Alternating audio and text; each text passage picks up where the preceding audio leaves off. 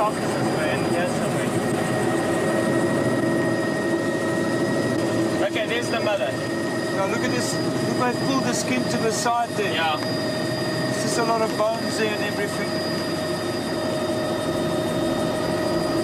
Right, shall we look for a place to land? Today in Africa, a bitter war is being fought. Both man and beast are dying. And the enemies are greed, corruption, and ignorance.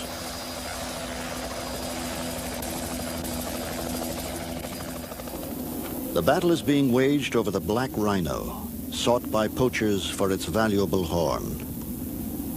In the past 15 years, over 95% of the animals have been slaughtered.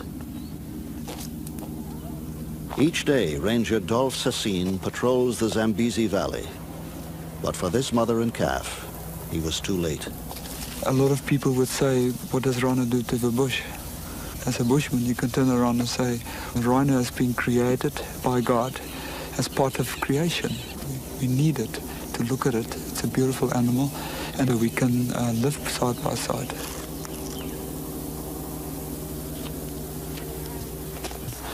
You do not want to show to your children one day how an elephant or a rhino look in a storybook.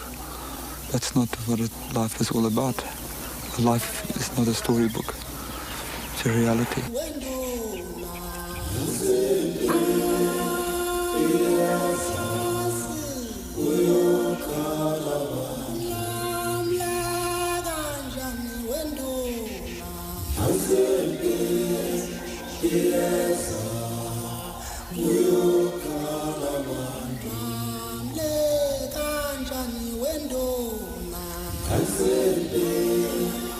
For 45 million years, one of the planet's most primitive mammals wandered the plains and forests of the world with little to fear.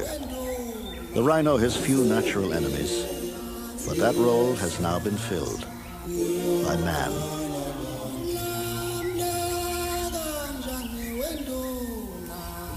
More than 30 species of rhinoceros once existed. Today, there are only 5, all endangered. In Asia, the Javan, Sumatran, and Indian rhinos are down to critical levels. In Africa, the white rhino is somewhat more stable, closely confined in a few well-guarded South African reserves. But the black rhino is hurtling towards extinction.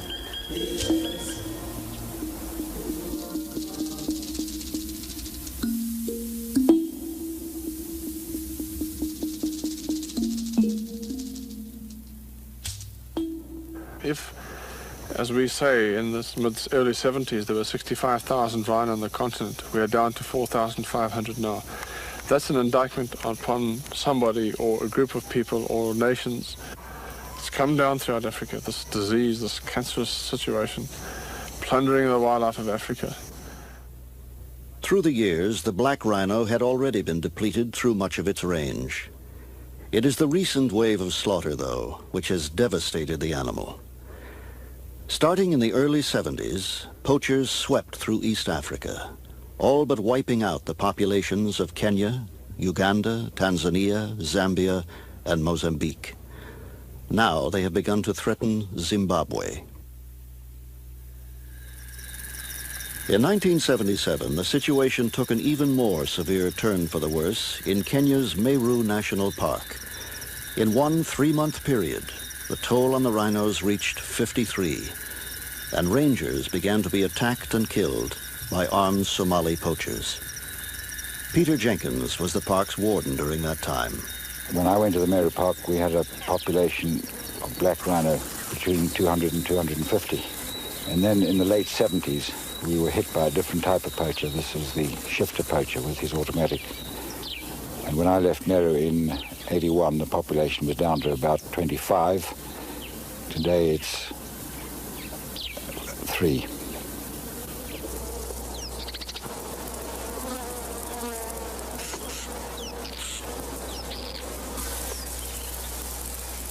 The beginning of the rhino's decline can be traced back to the mid-19th century. modern guns were introduced into Africa, and killing became easy, efficient, and popular. Some Europeans developed a taste for rhino meat. Others hunted for the sheer sport of it. When a rhino charges a man, that's nothing. But when a man charges a rhino, that's news. So here you see the tables reversed. We are now in a district thick with rhino. Osi dislikes rhinos more than any animal on earth. For years they have been chasing her. And here was a chance to give them a taste of their own medicine.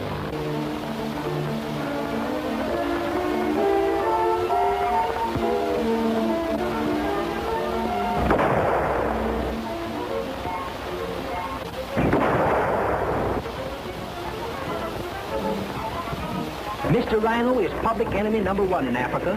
He's afraid of nothing. If your first shot doesn't stop him, good night.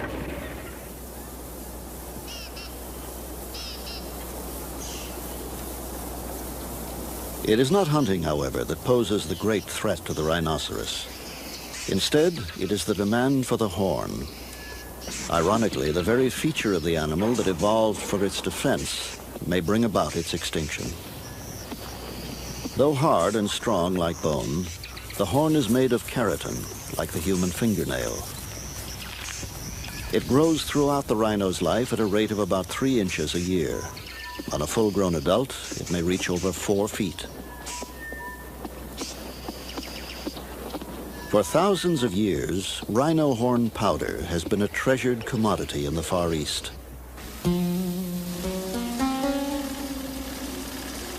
Ancient Oriental tradition views it as an effective fever reducer and an indispensable cure-all. The use of rhino horn as an aphrodisiac has been greatly exaggerated and is found only in parts of western India. As early as the 16th century, rhino horn powder was recommended in a classic encyclopedia of Chinese medicine, still widely consulted today. The best horn is from a freshly killed male. Black is better than white. The tip has the most virtue. Pregnant women should not take the powder or they will miscarry. Modern medicine considers the claims highly unlikely, and almost all Far Eastern countries have officially banned the importation of rhino horn. Still, the local market flourishes. In the back streets of Taipei, Bangkok, and other Asian cities, African rhino horn retails for up to $7,000 per pound.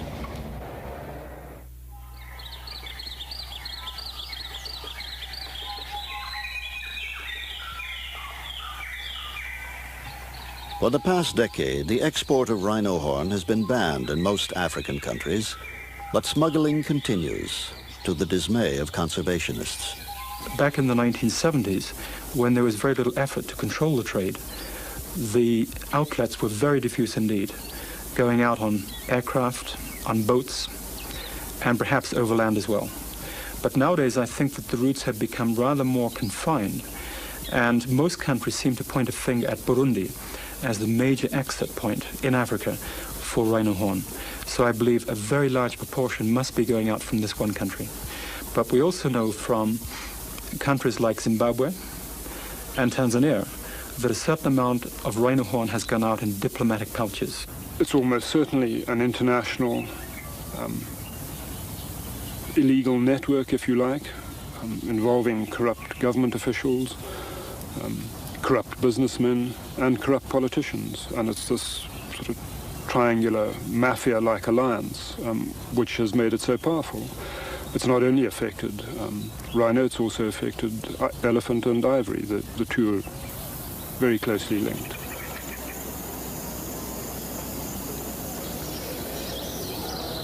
Throughout history, the port of Mombasa, Kenya, has been a center for many kinds of illegal trade.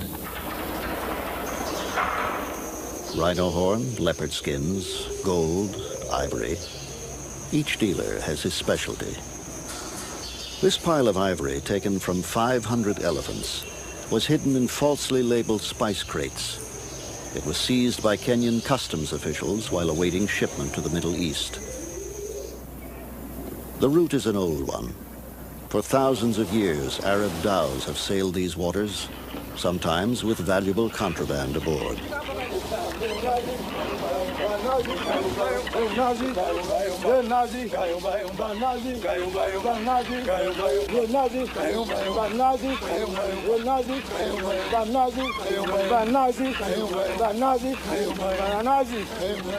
In this way, the horn of countless slaughtered rhino had made their way across the sea.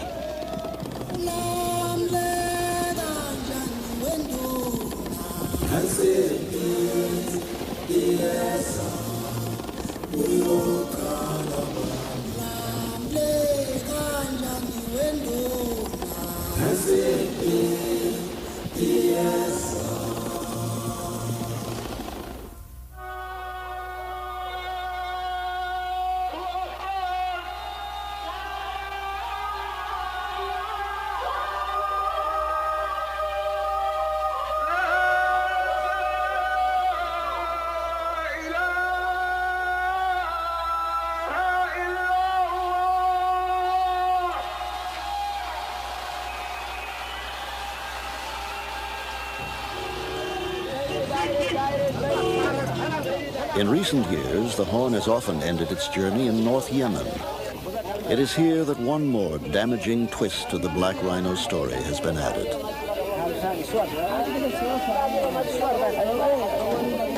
The oil boom of the early 70s created lucrative work for migrant Yemeni laborers in Saudi Arabia and other Gulf states.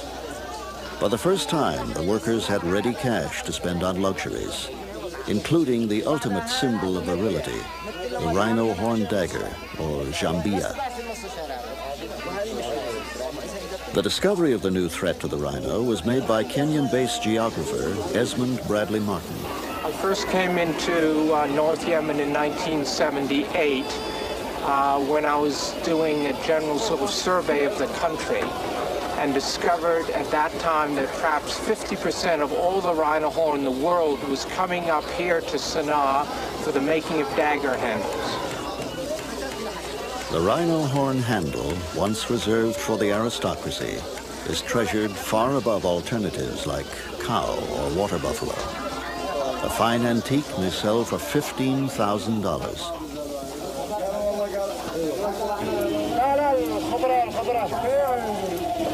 When polished, the horn takes on an amber opalescence, greatly admired for its subtle beauty. Esmond Bradley Martin began an international campaign to stop the rhino horn trade, encouraging the use of substitutes. After some 10 years, his work is showing signs of success. International trade has slowed in many eastern countries.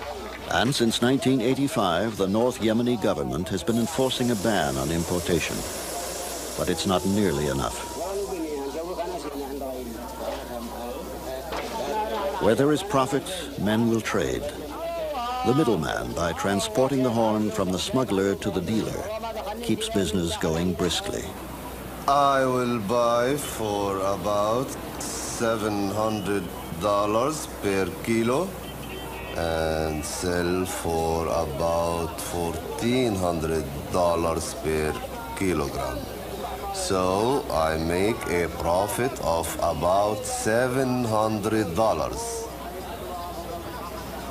The diplomats who smuggle rhino horn come mostly from Somalia, Ethiopia, Sudan, South Korea. I saw rhino in Nairobi. I like it. I like rhino.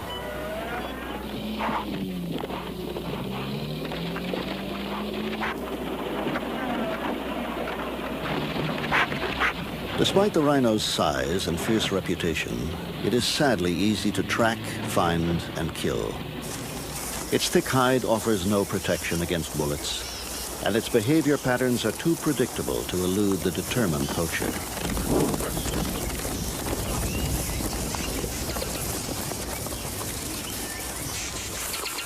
In its simple daily routine, the black rhino uses its prehensile lip to tear off the leaves of the prickly acacia bushes and other scrubby plants.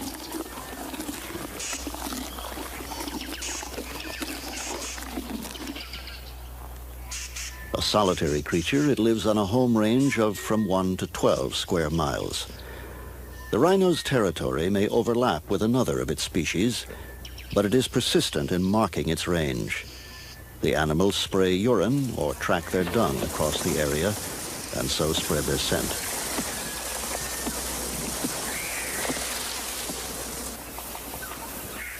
Contrary to appearances, the rhinoceros is a peaceful being and only rarely takes exception to the occasional trespasser.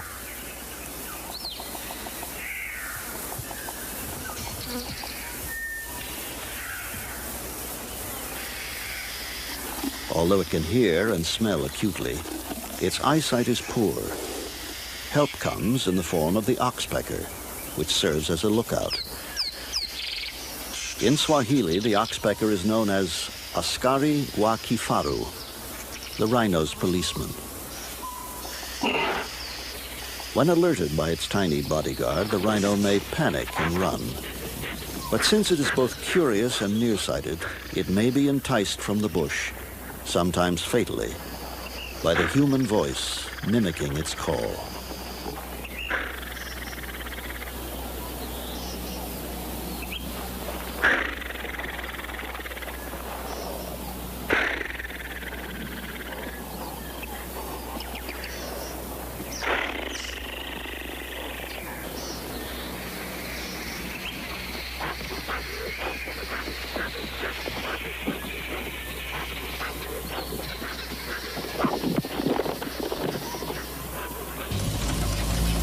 The first man to devote his life to the study of rhino behavior was John Goddard.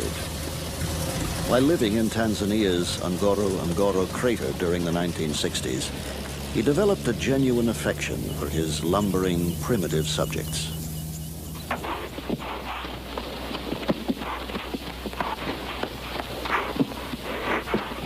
Goddard was deeply committed to his work, regardless of the hazards. Even a tranquilized rhino can be dangerous. Weighing up to 1.5 tons, an adult bull represents a serious threat.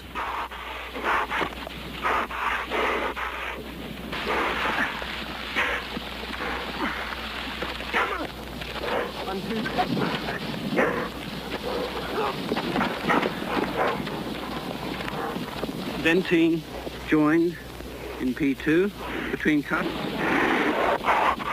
Watch it! All right, P3, dentine almost joined between cuts. For 7 years, Goddard carried out exhaustive field work, recording each minute feature of the rhino's appearance and behavior. 16 years after Goddard's own death at the age of 35, the number of rhino in his research area had plummeted from 108 to about 20. Many were the victims of poachers. In the vast expanse of East Africa's savanna, protection of the rhino has proved impossible. Bob Oguya, warden of Kenya's Meru Park since 1983, has 1 plane and 30 men to patrol 350 square miles. The problem we are facing is that these fellows with their automatics and our people with the single action 303s, it's very difficult for us to match them. And in most cases, we lose them because with their type of firearms and with our types of firearms, they end up escaping our dragnet.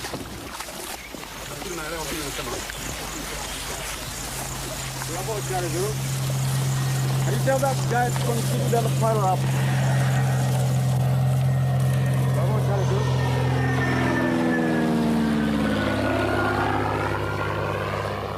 The rangers are at serious personal risk from the armed poachers.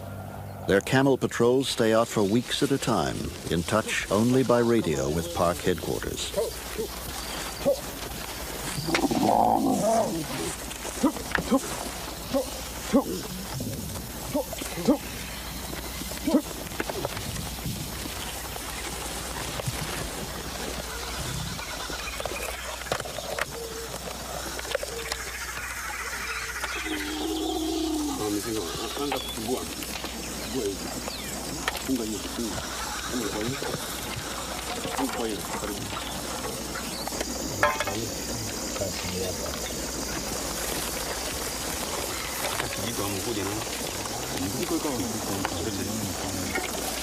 Despite the men's vulnerability and outdated equipment, they are dedicated and loyal, even in the face of tragedy.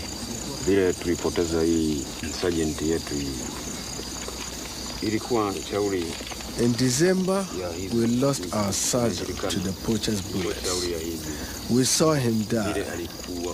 Without adequate weapons, we were helpless. Too many of our men have fallen because we could not defend ourselves. If we had automatics instead of 303s, we wouldn't be losing our people.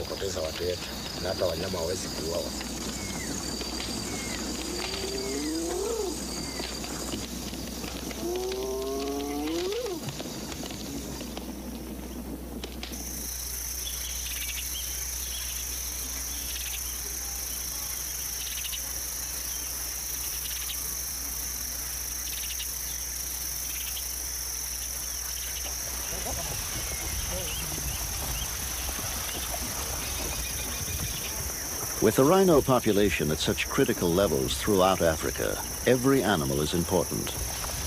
In Kenya's Masai Mara Reserve, rangers mounted round-the-clock protection for this mother and calf, shooting several lions who came too close. Worried, the rangers moved the family to safer ground.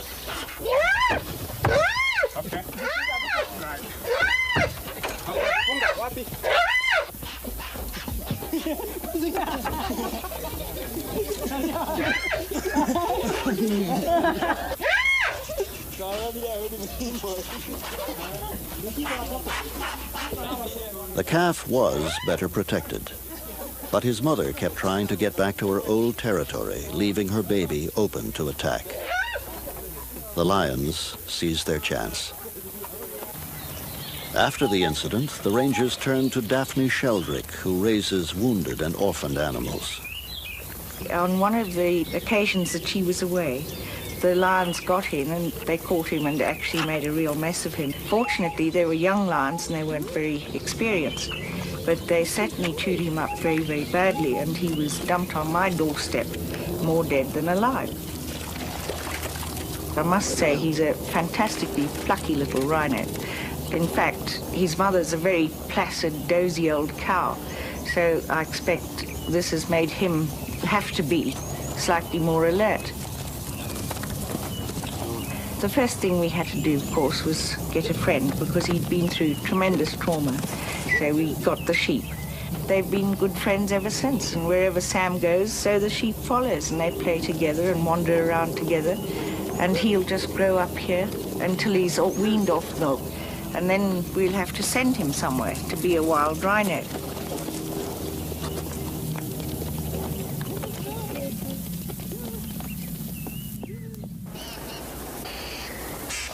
Little Sam was lucky. These rangers saved his life. Other rhinos have been less fortunate, poached by the very men paid to protect them. The shadow of corruption has fallen across much of Africa, and Kenya has had her share of officials who have cashed in on illegal rhino horn trade. It became so bad during the late 1970s that a major international scandal centering on the president's wife erupted. And as a result of that, the Kenya government was so severely embarrassed that it closed trade in all wildlife products.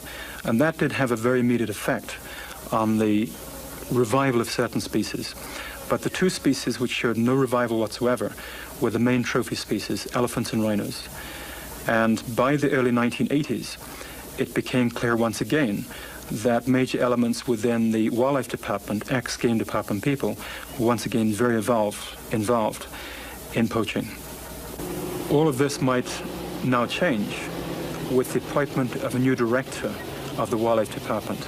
That is Pereza Linda, who was former director of the National Park Service. And this has created a tremendous enthusiasm throughout Kenya.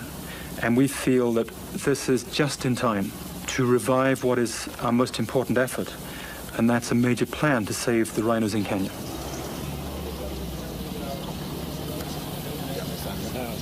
The problem of human beings is everywhere. We have found people who are colluding with criminal elements. They have been prosecuted. They have been imprisoned. And I'm afraid that I cannot and I will not compromise with or collude with people who are out to do things that will harm conservation and wildlife in this country. We cannot compromise with sin, I'm afraid. The sin is not always hard to understand. Within the poverty-stricken rural communities of Africa, there is a powerful incentive to poach. A family may be lucky to earn $20 a month. Each member of a rhino poaching gang may earn $100 or $200 per raid, a year's income. Although the big money is made by the middlemen, dealers, and corrupt officials, the pay is bountiful by local standards.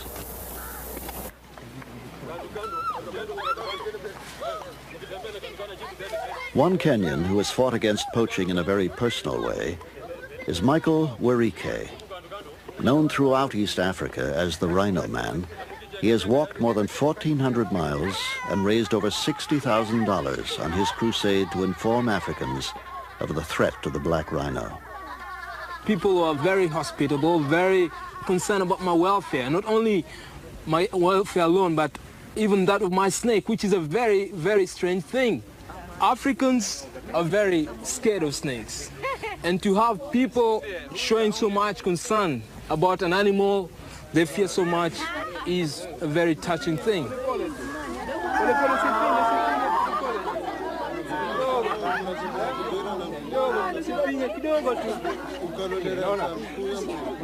The local people are just as concerned about the wildlife, about the environment, just like any other people.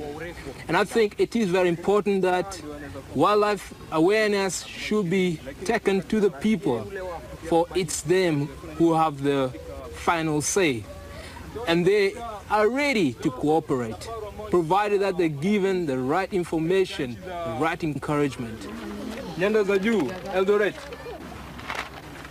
Nafaru wetu wanauawa kwa shauri ya watu ambao wanataka kuwa matajiri upesi, waendaji haramu na walinzi ambao wanaweka pesa mbele kuliko dhamana ya mazingira. Even with the work of dedicated men like Werike, Kenya's war to save the wild rhino has essentially been lost.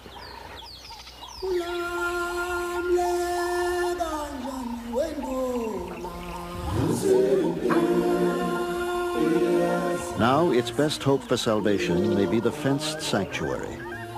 Although critics view them as glorified zoos, they are far easier to manage than the huge reserves. In some cases, it is private citizens who have taken up the cause.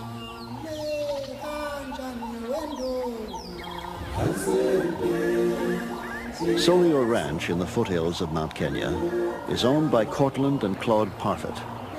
In 1970, using their own funds, they encircled 15,000 acres with a high-cost, specially designed fence, creating a haven for Africa's embattled wildlife.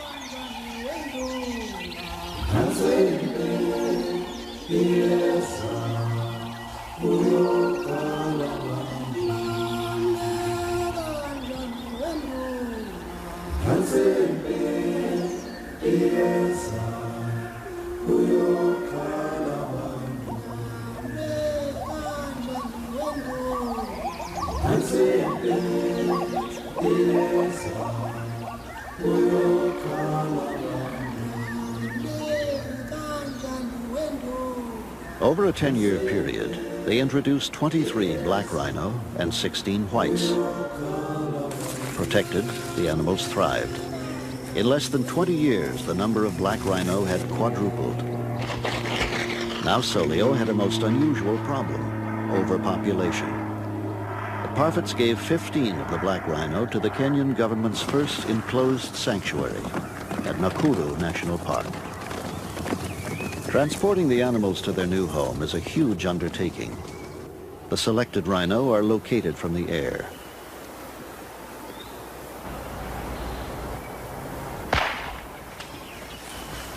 Okay, dart is in. Keep it in sight. It's running south. A vet walks to within 40 feet of the unsuspecting animal before using his tranquilizer gun.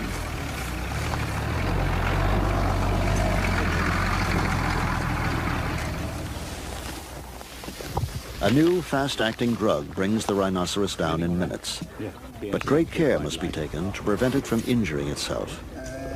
A second injection of antibiotics prevents infection in the dart gun wound. Okay, what is this cherry button up?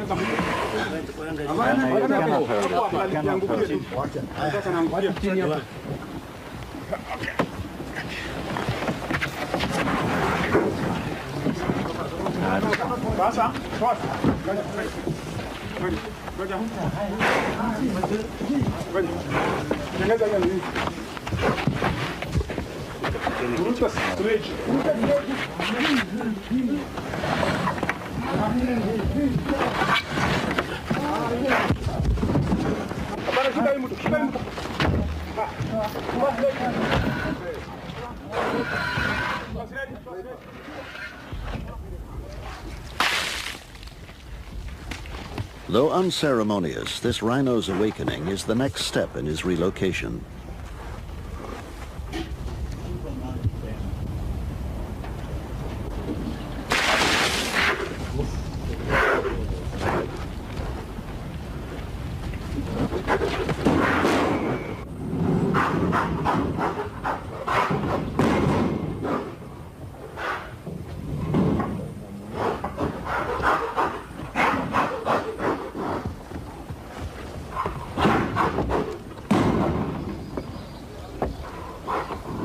The animals are kept in holding pens for about 2 weeks to overcome the stress of capture. Soon, though, this young bull will be installed among the tourists and flamingos of Nakuru.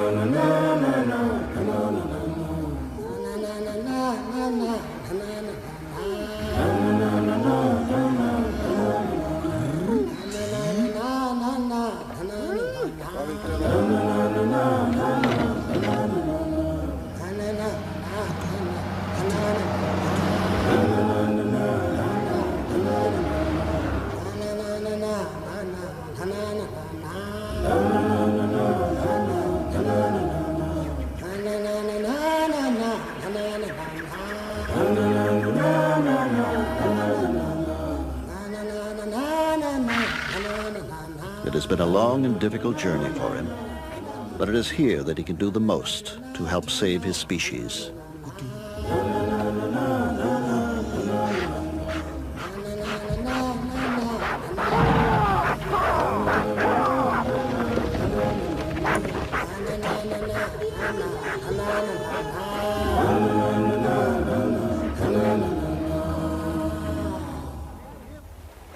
Although the rhino may be well protected in fenced sanctuaries, the situation creates another problem: inbreeding.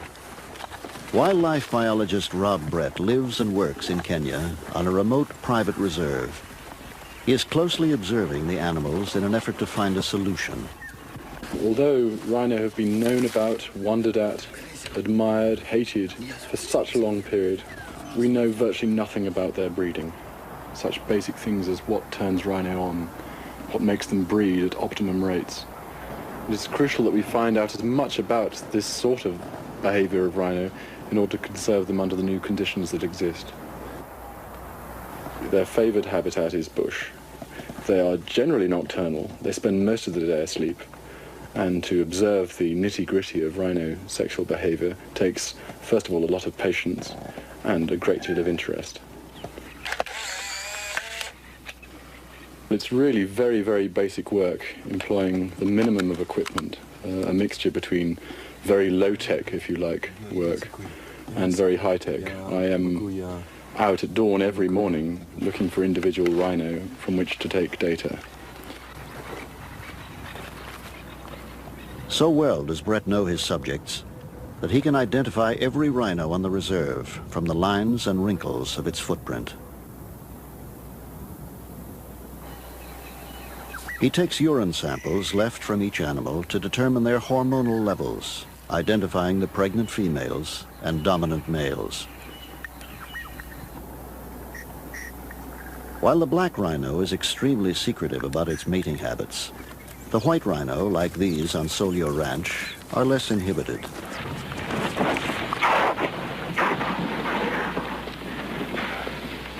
This dominant male has asserted his influence and now begins his courtship, which may last for many days. He approaches the female and rests his head on her rump. His interest may not be initially returned.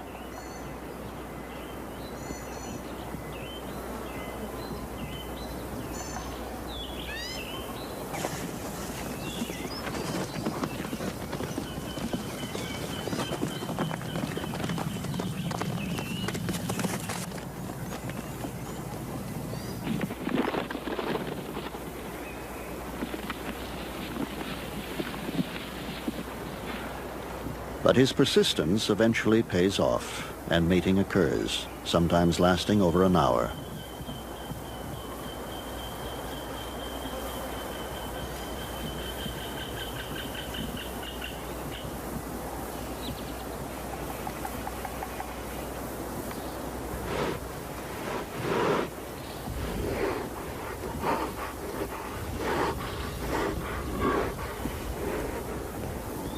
Although rhinos are not monogamous, the female usually mates with the dominant male in the area.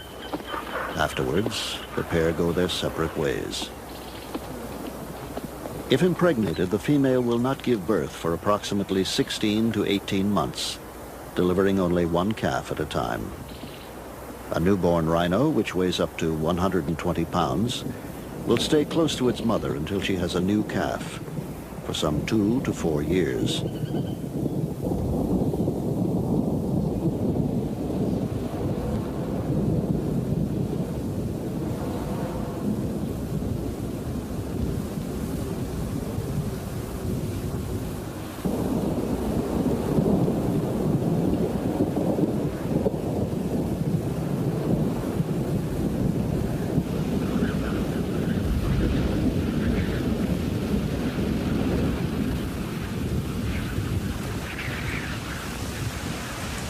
The rhinoceros, slow to reproduce and quick to die, faces an uphill struggle. In the wild, there are so few left that some never find a suitable mate. In Kenya and elsewhere, the fight becomes increasingly grim and ever more complex. It can be argued that the numbers of rhino are very low, but I think it would be negligence on behalf of the world to just turn their backs on this country now and say, all is lost, there are only 400 rhino left, they're not worth saving. We have had long years of experience with poaching, which is what Zimbabwe's having now. Armed poachers. Zimbabwe's getting it for the first time. I wonder whether they're going to actually be able to save their rhino by just having armed patrols and shootouts. I know in Kenya that there are fighting armed gangs there and there are contacts taking place. But we've, right from the onset, have taken on this task as a war and not as a conservation exercise purely and simply.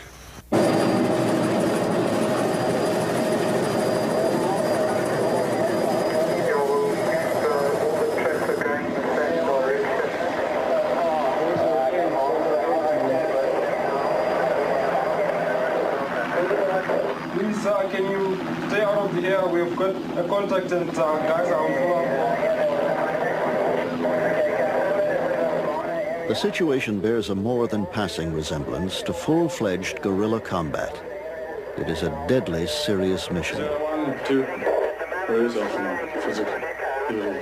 Glenn Tatham commands Operation Stronghold from a camp on the Zambezi River in Zimbabwe, where he protects the last large wild rhino population left in the world. The project involved moving 250 rhino, 1/3 of the valley's population, to safer ground. The fight to protect the rest is a desperate one. See if they can get water. Rangers live year-round in camp with their families, who realize that some of the men may die in armed conflict. What we're doing here is fight the poachers. Every day that a group of poachers are in here, they are potentially able to kill 2 or 3 or maybe even 4 rhino. One group killed 6 rhino one morning here in the Zambezi Valley. To our north is Zambia, and these poachers are crossing from there to here. The river is the international boundary, but there's no barrier as such. There's 2 border posts on the section of the river. We cannot cover 150 miles of river frontage here every day of the year. It's an impossibility. You'd need more than a division of men to do that. Even then, because of the bush warfare that we're fighting, it's an impossibility. As in Kenya, the odds are staggering and the danger is real. Operation Stronghold has just 100 men to patrol more than 7,500 square miles. Many of the Rangers are veterans from opposite sides of Zimbabwe's War of Independence, now fighting together against a common enemy. Facing heavily armed Zambian-based poachers, the Rangers shoot to kill with the government's consent.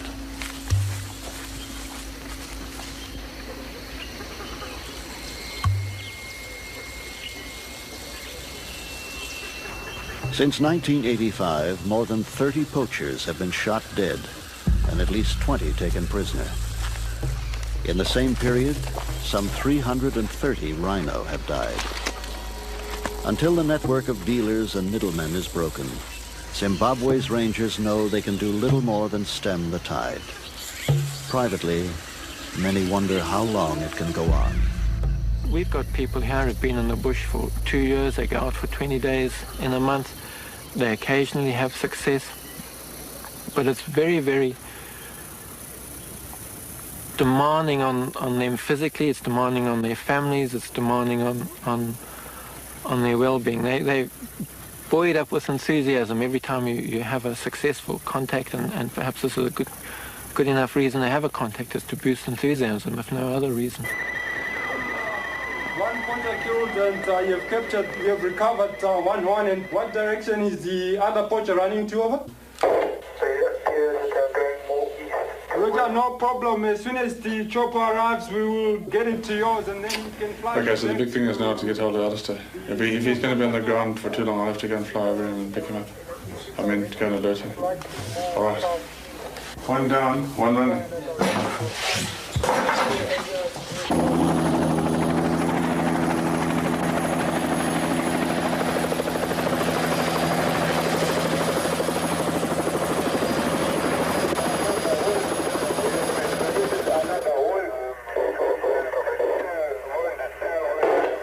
Okay, can't we get them in and start leapfrogging her? The support units are on their way now, and they'll be cutting spoor from Vundu up to the 401 is sending down 6 details to 70.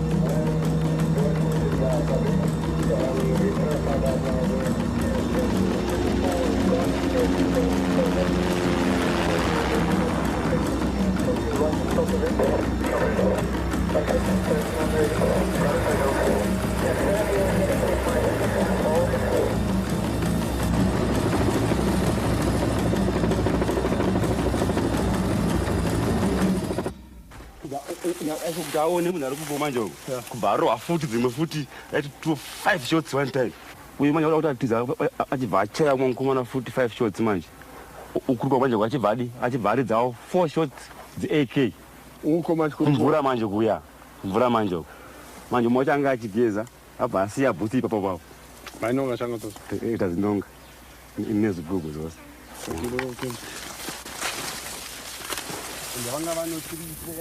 And the one, as I said, had been shot in the groin, was in fact bleeding. I don't know how he in fact got as far as he had. He'd scrabbled about 15 paces on his stomach and died there.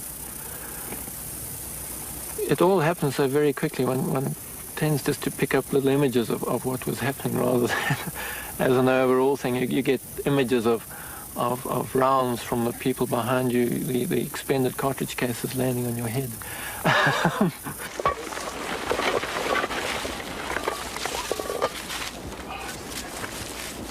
The gang had killed 4 rhino in as many days. Each poacher had risked his life for a few $100s.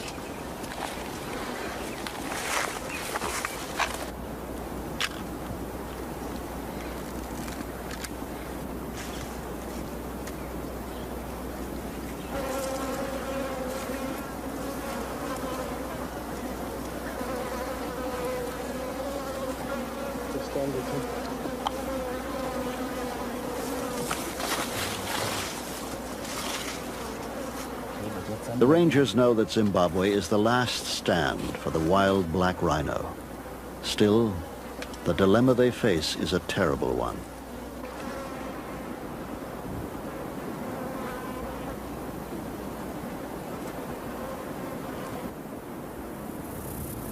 One often wonders about the human life for a rhino life. And at this stage, it's a human life for about 20 rhino lives. The morality is perhaps secondary to the fact that there doesn't seem to be any other way in which we can in fact stop these blokes from getting away and getting back. A group of poachers will come into the country. They'll start killing rhinos. We've got to react to that. And one must never forget the central objective of this whole exercise, this whole operation, is save the rhino. We are not manhunters. We're not mercenaries. We are here as conservationists. But desperate situations require desperate measures.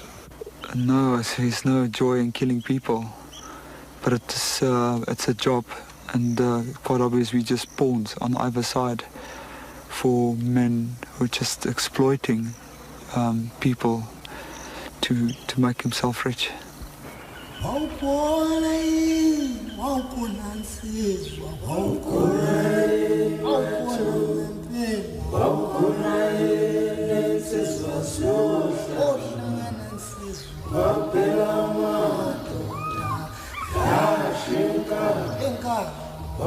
"45 million years of nature, unraveled by man in an evolutionary microsecond. Still, the rhinoceros can be saved. If a major international effort were mounted to stop the poachers, the rhino would almost certainly bounce back. But until the incentive to kill is removed, the profit for the poachers, middlemen, and dealers, the battle will go on. If the fight is lost, the rhino will be doomed to exist only as a drawing in a child's picture book of things that once were and are no more."